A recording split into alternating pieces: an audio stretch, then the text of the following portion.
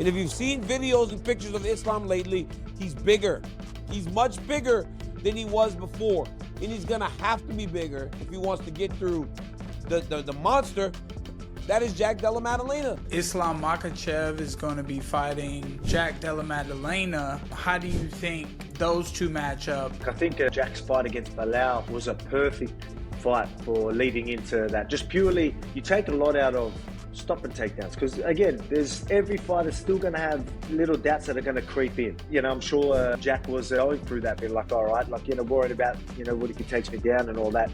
But the fact that he was able to stop it and feel so comfortable, I guarantee you he's leveled up again. His confidence in his takedowns has just went up significantly leading into this fight. I think his confidence is going to be at a whole nother level. So through camp, I guarantee you, if he's back in training right now, people trying to take him down are going to find it almost impossible. Only the top guys are going to have a chance of taking him down, and they're going to have a very hard time even holding him down. Has just went up significantly leading into this fight. I think his confidence is going to be at a whole nother level. So through camp, I guarantee you, if he's back in training right now,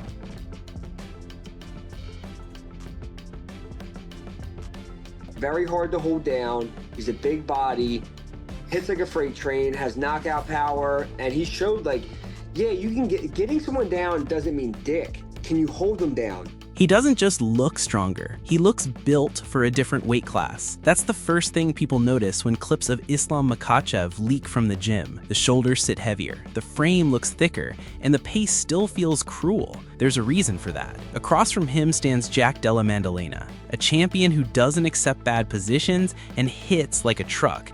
If Islam plans to march through a man like that, bigger isn't a flex, it's a requirement. The matchup is set and the debate is already loud. One side sees a suffocating top player moving up with intent, the other sees a calm, surgical boxer who just proved he can solve a grinder over 5 rounds. No matter where you land, the tension is real. This isn't just another challenger stepping up. It's a collision between a control artist who turns menace into weapons and a champion who punishes overconfidence the second you give him daylight. Daniel Cormier's comments lit the fuse. He's seen the pictures. He's talked about the need for Islam to be physically larger for this one.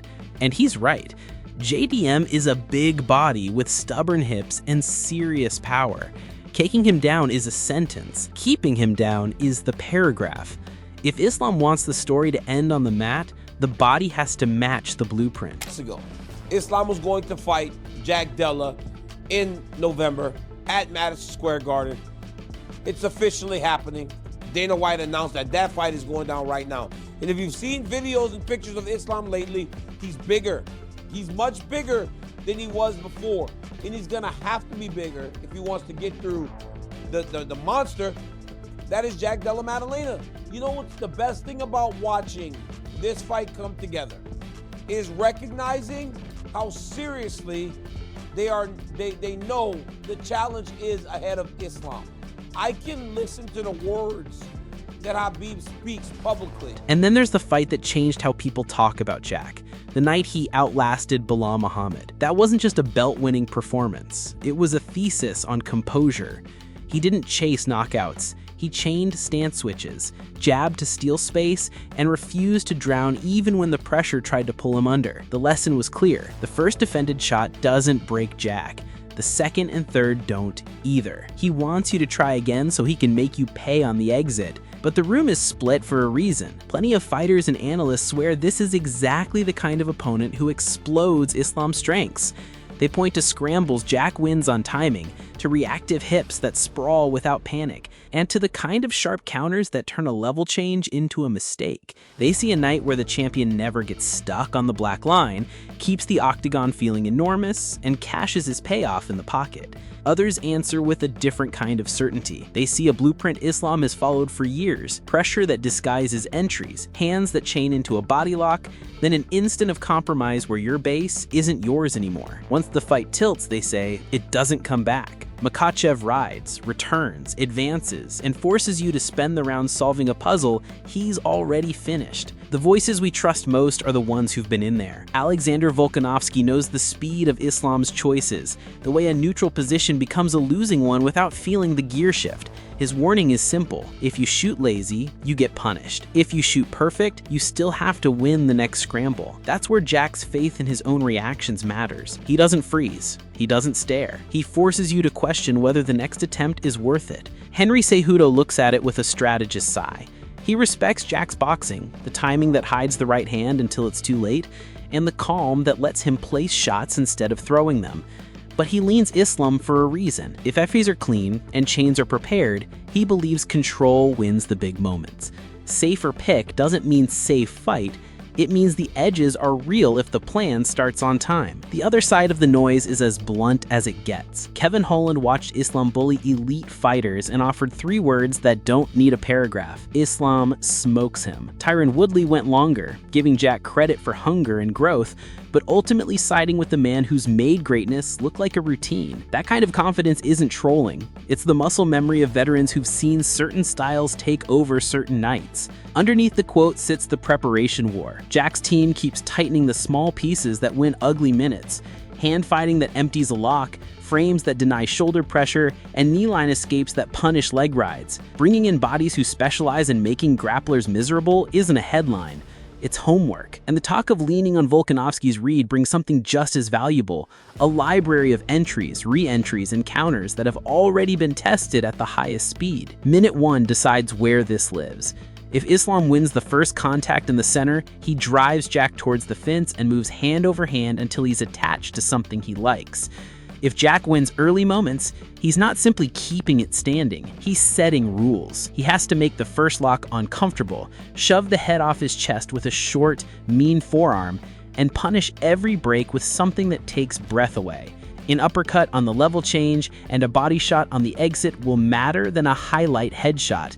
It's not about moments, it's about taxes. Fence wrestling is the fight's truth serum. Islam's game there is chess on a crowded board, head position under the chin, shoulder pressure that ruins frames, a wrist eaten by hip bone, then a trip to half guard he didn't land by accident. Jack's survival kit can't wait for gravity. He has to dig inside wrist control, block the second step, and choose when to concede a knee so he can bounce to a hip and build a post. The difference between almost stood up and stood up is a habit, not a highlight. Damage against control sits like a judge on the shoulder of every round. The scoring climate has been shifting towards meaning, not just minutes. If Islam rides but doesn't land, Jack can steal optics with violence on breaks. If Jack's slinging clean hooks on exits but gives up a 2-minute ride with elbows and short hands, the round flips. This isn't a boxing match, and it isn't a jiu-jitsu match. It's a negotiation about what counts: control that smothers or strikes that bend posture. Cardio is the wild card everybody pretends they can predict. A fuller Islam at the higher weight might pace better because he's not cutting a desert into himself just to make the scale. Or the extra mass might burn more oxygen when Jack turns scrambles into sprints. Jack's fuel is as simple as it is brutal. Early investment to the body that taxes every reshot. One clean liver hook can make a chain wrestler suddenly prefer plan B. There's also the referee factor. Some officials pry hands off the fence faster than others. For a fighter who builds advantage out of resets, that cadence is a gift. For a fighter who turns stagnation into progress, it's a problem. This isn't about blame, it's about rhythm. In a fight where inches are arguments, the metronome matters. Listen long enough and you'll hear contradictory certainty from smart people. One camp sees Jack thriving in chaos, denying position with quick sprawls and snapping back to his feet before the ride really starts. The other camp hears Cormier's tone and remembers nights Islam turned ambition into survival drills. The truth is ugly and simple. Jack doesn't need to stuff every shot. He needs to make the successful ones too expensive. Islam doesn't need to own every minute. He needs to stack the right minutes so the fight behaves for him. If you're Jack's corner, the counsel comes with teeth. Jab not to score, but to move the map. Feint the right to freeze the foot that feeds the knee tap. When the hands lock, don't grab the head. Attack the hands, crush the crown with the forearm, and deny posture. On every clean break, cash body head and get off the fence on angles. Never back straight up to the logo. Never let the first step become his second. If you're Islam's corner, you assume you'll eat something because you always do when you have to cross a puncher's street. You build off the jab and the left kick, you run him to the fence before you lift, and when he builds a post, you trap that post, not just the idea of a takedown that looks pretty but doesn't stick. When you ride, you talk to him with your shoulder, not just your hands. You make him carry you, and you make him ask questions he doesn't have time to answer. Rounds 3 and 4 are where truths get told. If Islam's size bump matters, clinches get heavier and mat returns get crueler. If Jack's early bodywork mattered, the setups look a beat slower and the shots come from farther away. The live bet tell is simple. If Jack stalls inside 10 seconds after a clean takedown more than once, the tide exists. If Islam's first clean ride stretches past a minute with offense attached, the clock becomes a cosigner. That can all disappear inside a blink. A short left round kick from Islam that drops the right hand and opens a lane to the hips. A Jack uppercut thrown from the pocket, tight, not desperate, that meets a ducking entry. Even a clash of heads that forces urgency where patience should live. Championship fights don't always obey the essay we write for them. Sometimes a single sentence changes the grade. Strip the names away and the styles still sell the ticket. Put the names back and the stakes shove everything into focus. For Islam, this is about proving control scales when fists hit harder and frames resist longer. For Jack, it's a chance to stamp a reign by beating the man everybody else measures themselves against. Control versus composure, systems versus feel, minutes versus moments. So, who breaks first? Not who quits, who breaks? Does Islam stack enough winning positions that Jack's offense shows up late and tired? Or does Jack make every attempt cost so much that by the championship rounds, the shots come from too far away and the counters start landing mean? That's the question that Cage will answer. Tell me your pick in the comments. Does this division still belong to the man who makes the rules on the mat, or does it bend to a champion who refuses to live there? If you're riding with this matchup, tap like, drop your rounded method, and let's see who's calling it early.